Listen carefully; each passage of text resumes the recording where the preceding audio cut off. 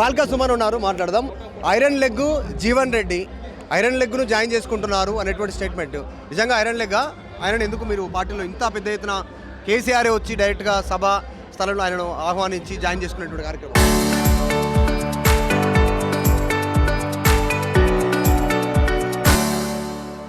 నిజంగా జీవన్ రెడ్డి గారి iron leg అయితే మరి కాంగ్రెస్ పార్టీ పీసీసీ అధ్యక్షుడు ఆయన ఇంటికి ఎందుకు పోయిండు?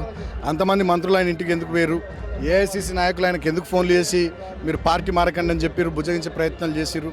ఆయన ఐరన్ లెగ్ కాదు, తెలంగాణ కాంగ్రెస్కు రేవంత్ రెడ్డి ఐరన్ లెగ్. ఇప్పుడు రేవంత్ రెడ్డి కేసీఆర్ సభ రోజే సేమ్ టైమింగ్ రోజే ఇప్పుడు మేడిగడ్డ దగ్గర ఆయన భారీ బహిరంగ సభ, అక్కడ జన సమీకరణ. ఇట్లా అంటే ఇన్ని రోజులు కాళేశ్వరం కూలేశ్వరం అన్నారు, దాంతో ఉపయోగం లేదన్నారు. ఇవాళ సడన్గా రేవంత్ రెడ్డి గారికి కాళేశ్వరం మీద ప్రేమ పుట్టుకొచ్చింది. మేడిగడ్డ బ్యారేజ్కు రిపేర్లు చేయాలనేటటువంటి ఆలోచనతో అక్కడికి పోతూ ఉన్నారు. కేసీఆర్ గారు ఇట్లా బయటకు వచ్చుడు ఆలస్యం, అట్లా రైతు బంధు పైసలు వేస్తామంటున్నారు. కేసీఆర్ గారు ఇట్లా బయటకు వచ్చుడు ఆలస్యం, అట్లా మేడిగడ్డ రిపేర్ చేస్తామంటున్నారు. కేసీఆర్ గారు ఇట్లా బయటకు వచ్చుడు ఆలస్యం, ఎంపీటీస్ జడ్పీటీస్ ఎన్నికలు పెడతామంటున్నారు. ఇవాళ కాంగ్రెస్ పార్టీ, ఈ ప్రభుత్వము, రేవంత్ రెడ్డి కేసీఆర్ గారిని చూసి భయపడతా ఉన్నారు. డెఫినెట్గా నేను ఒకటే మాట స్పష్టంగా చెప్పదలుచుకున్నా, ఈ కాంగ్రెస్ ప్రభుత్వానికి చిత్తశుద్ధి ఉంటే, ప్రేమ ఉంటే తెలంగాణ రైతాంగం పట్ల ఎప్పుడో రిపేర్ చేయాలి మేడిగడ్డ బ్యారేజ్ని. 3 ఏళ్ళు ఎండబెట్టి పండబెట్టి తెలంగాణ రైతాంగం పంటలు ఎండగొట్టి నాశనం చేసి ఇవాళ అనివార్యంగా తప్పనిసరి పరిస్థితులలో ఆ దిశగా ప్రభుత్వం చర్యలు తీసుకుంటున్నది తప్ప ఇంకోటి కాదు. హరీష్ రావు పార్టీ సభకు దూరంగా ఉర్రు, ఢిల్లీ వెళ్ళిర్రు. ఆయనకి ఇష్టం లేదు, ఆయన ఇక్కడ నుంచి సభకు రాకూడదు, ఆయన కూడా సభకు రావడం ఇష్టం లేదు, అసలు జీవన్ రెడ్డి జాయినింగ్ ఇష్టం లేదు అనేటువంటిది, పార్టీలో గ్యాప్ ఉందనేటువంటి చర్చ. మీరేమో లీగల్ టీం భేటీ అని మీరు చెప్తా ఉన్నారు, ఏంటి సార్? అది ఎవరైనా మూర్ఖులు అట్లా మాట్లాడితే ఏం చేయలేము. Day before yesterday Harish Rao గారు, కేటీఆర్ గారు, మేమంతా కలిసి జీవన్ రెడ్డి గారి ఇంటికి పోయినాము. ఇక్కడికి వచ్చి బహిరంగ సభ ఏర్పాట్లు చూసుకున్నాము. అక్కడికి వెళ్ళి మా జడ్పీ చైర్మన్ మాజీ వసంత గారి ఇంటికి పోయి భోజనం చేసినాము. జిల్లా పార్టీ ఆఫీస్లో కూర్చొని రివ్యూ చేసుకున్నాం హరీష్ అన్న, కేటీఆర్ అన్న, మేమందరం కూడా. అయినప్పటికీ కూడా ఇవాళ అక్కడ ఢిల్లీలో ఉండేటటువంటి కొన్ని అంశాల విషయంలో, పార్టీ ఫిరాయింపులకు సంబంధించినది కానీ, తర్వాత కాళేశ్వరంకి సంబంధించినటువంటి కోర్టు కేసు కానీ, ఈ అంశాలకు సంబంధించి వినోద్ గారు, వద్దిరాజు రవిచంద్ర, మా డిప్యూటీ ఫ్లోర్ లీడర్ గారు, హరీష్ అన్న, కేసీఆర్ గారి ఆదేశాల మేరకు ఢిల్లీకి పోయారు. దానికి అంతా అనుకోవాల్సినటువంటి అవసరం లేదు. అట్లంటే ఇవాళ మా కేటీఆర్ గారు కూడా వస్తలేరు మీటింగ్కి. ఏమైనా గ్యాప్ ఉన్నట్ట?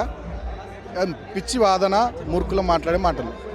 కేటీఆర్ పైన హార్ష్ కామెంట్ చేసిండు. ప్రస్తుతం మీ పార్టీ బీఫామ్ మీద గెలిచి పార్టీ ఫిరాయించినటువంటి ఎమ్మెల్యే సంజయ్, కేటీఆర్ వల్లనే మొన్న బీఆర్ఎస్ ఓటమి చెందింది అనేటువంటి స్టేట్మెంట్, ఇంకా కొన్ని స్టేట్మెంట్ చేశారు. అహంకారము, యాటిట్యూడ్ అనేటువంటిది కేటీఆర్ను డైరెక్ట్గా టార్గెట్ చేస్తూ మాట్లాడారు. ఏం చేయబోతాను? నేను ఒకటే మాట చెప్తా ఉన్నా, నిజంగానే కేటీఆర్ గారిని విమర్శించే స్థాయి ఈ ఎమ్మెల్యే సంజయ్కి ఉందా లేదా ఆయన అర్థం చేసుకోవాలి. ఆయన వాళ్ళు ఏ పార్టీలు ఉన్నాడు, ఏ పార్టీలు ఉన్నా అని చెప్తున్నాడు. స్పీకర్కు మొన్న ఏమిచ్చిండు వివరణ, బీఆర్ఎస్లో ఉన్నా అన్నాడు. మరి ఇలా బీఆర్ఎస్ సభ జరుగుతూ ఉంది, నువ్వు ఏడవన్నావు సంజయ్? నేను అడుగుతా ఉన్నా, నీకు దమ్ముంటే, నీ మీద నీకు నమ్మకం ఉంటే రాజీనామా చేయి. ఎలక్షన్ పట్టుకరా, జగిత్యాల్లో చూసుకుందాం, ఎవరు గెలుస్తారు, వాళ్ళు గెలుస్తారో మేము గెలుస్తారో చూసుకుందాం.